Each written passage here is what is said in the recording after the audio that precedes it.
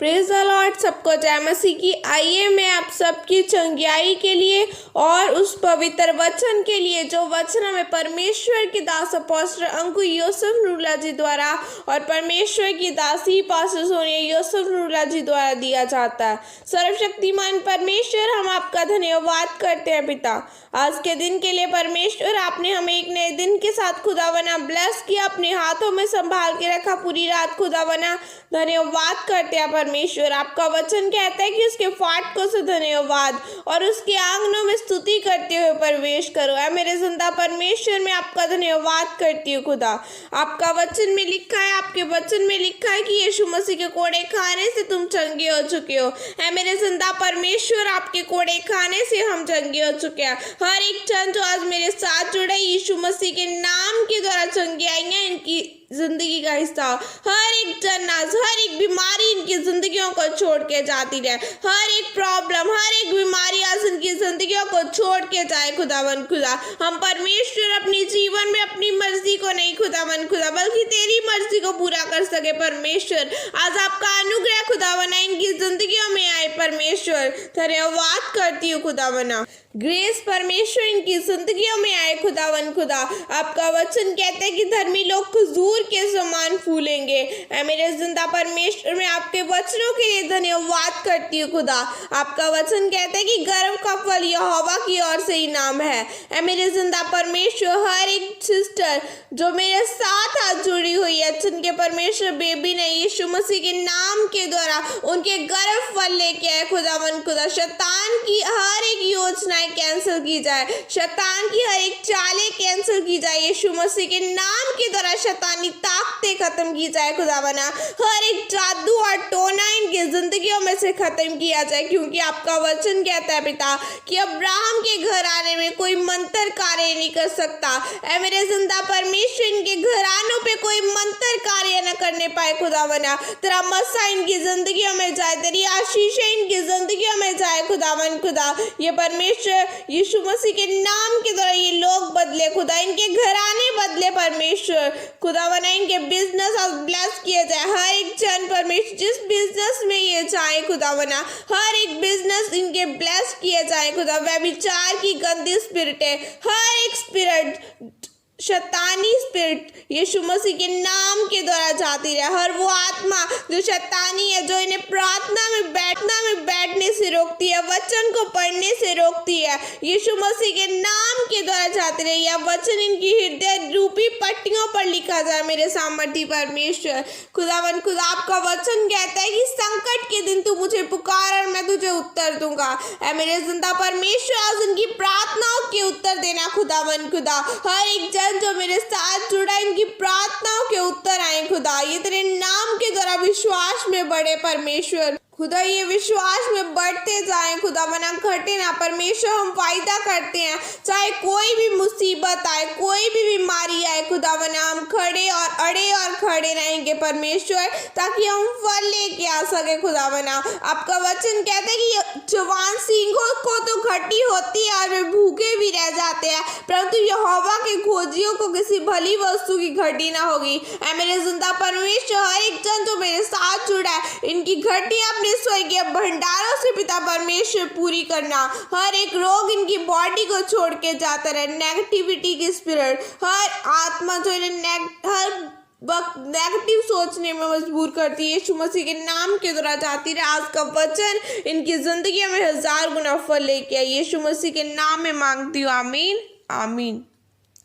परमेश्वर के साथ वाचा बांधे, दानियल 10 की 2 और 3 आयत में लिखा है, उन दिनों में दानियल 3 सप्ताह तक शोक करता रहा। उन 3 सप्ताहों के पूरे होने तक मैंने न तो स्वादिष्ट भोजन किया और न मांस या दाख मधु अपने मुंह में रखा और न अपनी देह में कुछ तेल लगाया।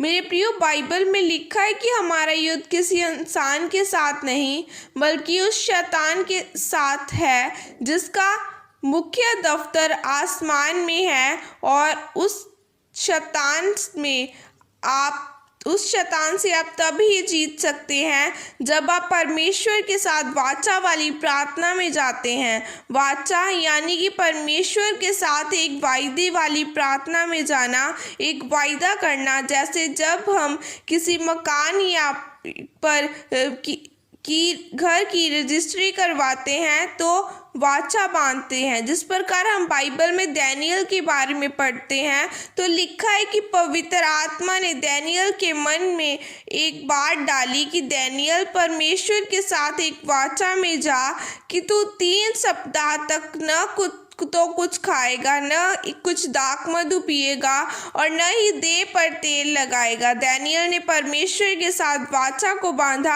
और वह प्रार्थना उपवास में गया। बाइबल बताती है कि जब दानियेल ने पहले दिन प्रार्थना की तो परमेश्वर ने उसकी प्रार्थना को सुन लिया और स्वर्ग से उसकी प्रार्थना का उत्तर स्वर्गदूत को देकर भेज दिया था। लेकिन दानियेल को उसकी प्रार्थना का उत्तर 21 दिन बाद मिला।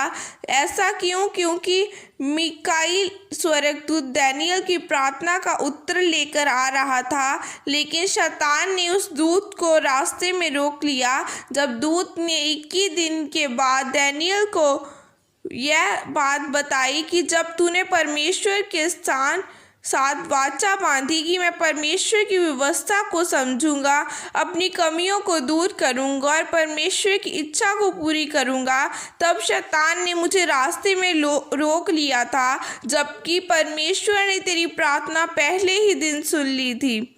मेरे प्रियो, याद रखें, वाचा की प्रार्थना में ताकत है। जब दानियेल ने वाचा की प्रार्थना की, यानी कि जब उसने परमेश्वर से एक वाचा बांधी, तो परमेश्वर ने पहले ही दिन उसकी प्रार्थना को सुना, लेकिन शैतान ने उसकी प्रार्थना के उत्तर को रोक कर रखा। उसी प्रकार जब आप भी अपनी ज़िंदगी में परमेश्वर की मर्जी को जानने का अपने आप को दीन करने का फैसला करते हैं, तो शैतान भी फैसला कर लेता है कि वह आपकी प्रार्थना के उत्तर को रोकेगा, क्योंकि शैतान के भी दूत हैं आपके विश्वास को हिलाने के लिए। वह अपनी अलग अलग दूतों को बिठा कर रखता है। लेकिन अगर आप दानियेल की तरह अपनी सामर्थ वाली प्रार्थना को नहीं तोड़ेंगे तो चाहे कुछ भी हो जाए, आपकी प्रार्थना का उत्तर आपको ज़रूर मिलेगा। जैसे हन्ना ने परमेश्वर के साथ वाचा बांधी कि परमेश्वर, अगर तू मेरी सुधि ले और मुझे बेटा दे तो मैं तेरी महिमा के लिए उसे वापस कर दूंगी। तब परमेश्वर ने उसकी प्रार्थना को सुना और शमूएल जैसे महान नबी के साथ उसे आशीषित किया। और हन्ना ने अपने वायदे के मुताबिक जो उसने परमेश्वर के साथ किया था, शमूएल को परमेश्वर के भवन में दे दिया। मेरे प्रियो, जब मुझे दुष्ट आत्मा के अटैक होते थे तो अगर रात के 12 बजे मुझे अटैक होता था तो पवित्र आत्मा ने मुझे कहना कि परमेश्वर से अभी वाचा बांध, अभी प्रार्थना कर, बाइबल पढ़ना शुरू कर, और कुछ सेकंड में मेरा वह अटैक खत्म हो जाता था। वाचा की प्रार्थना में वह ताकत है जो अगर आपको समझ आ जाए तो आप कभी भी अपने जीवन में एक ही स्तर में नहीं रहेंगे, अपने घराने में आप दुखी नहीं रहेंगे। बात याद रखें, परमेश्वर उस वाचा को कभी नहीं तोड़ेगा अगर आप उसे न तोड़ें। जब आप प्रार्थना करते हैं तो परमेश्वर उत्तर भेजता है, लेकिन उस उत्तर को दुष्ट आत्मा यानी शैतान पकड़ लेता है। लेकिन अगर आप उस प्रार्थना को नहीं छोड़ेंगे, रोज़ों को नहीं छोड़ेंगे, और प्रार्थना का उत्तर आपके पास ज़रूर पहुंचेगा। इसलिए मेरे प्रियो, आज से ही परमेश्वर से वाचा बांधे कि मैं नशा छोड़ूंगा, मैं परमेश्वर की हजूरी में जाने का वायदा फैसला करूंगा, प्यास रखूंगा। और याद रखिए, एक बार परमेश्वर से वाचा बांधकर उसे तोड़ना नहीं है। उस वचन के द्वारा परमेश्वर आपको आशीषित करे। आमीन। यह अंगीकार आपके द्वारा किया जाए। सर्वशक्तिमान परमेश्वर, मैं इस वचन के लिए पिता आपका धन्यवाद करती हूँ। परमेश्वर, मैं अंगीकार करती हूँ कि मैं आपके साथ वाचा बांधती हूँ कि मैं आपकी सेवा करूँगी और आपके ही नाम को महिमा दूंगी और आपकी मर्जी को पूरा करूँगी। प्रभु यीशु मसीह के सामर्थी नाम में मांगते, आमीन आमीन। सबको जय मसीह की। God bless you.